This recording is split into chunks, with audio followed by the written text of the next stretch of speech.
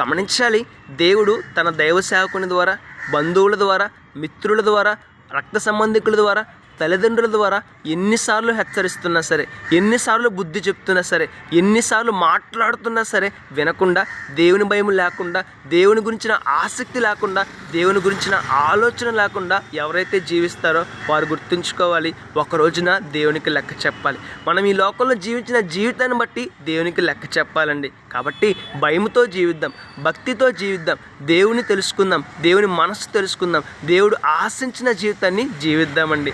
చాలామంది వ్యక్తులకు తెలియని సత్యం ఏంటంటే, ఈ లోకంలో జీవించిన జీవితాన్ని బట్టి రేపటి దినాన దేవునికి లెక్క చెప్పాలి. మనం జీవించిన ఆ యొక్క పాపపు జీవితాన్ని బట్టి దేవుని ముందు ప్రత్యక్షమవి దేవునికి లెక్క చెప్పాలి. దేవుని ద్వారా జీవితాన్ని పొందుకోవాలి. ఒకసారి ఆలోచన చేద్దాం. ఇప్పటికైనా మించిపోయింది ఏమీ లేదండి. ఇప్పటికైనా మన జీవితాన్ని మార్చుకునే అవకాశం ఉంది, మన జీవితాన్ని సరిచేసుకునే అవకాశం ఉంది, మన జీవితాన్ని బాగు చేసుకునే అవకాశం ఉంది, రేపటి దినాన శ్రేష్టమైన పరలోక రాజ్యాన్ని పొందుకునే అవకాశం ఉంది. కాబట్టి ఇప్పటికైనా మన జీవితాన్ని మార్చుకుందాం, ఇప్పటికైనా మన జీవితాన్ని సరిచేసుకుందాం, ఇప్పటికైనా మన జీవితాన్ని బాగు చేసుకుందాం, రేపటి దినాన తీర్పును తప్పించుకుందాం, శ్రేష్టమైన ఆశీర్వాదాన్ని పొందుకుందాం. May God bless you.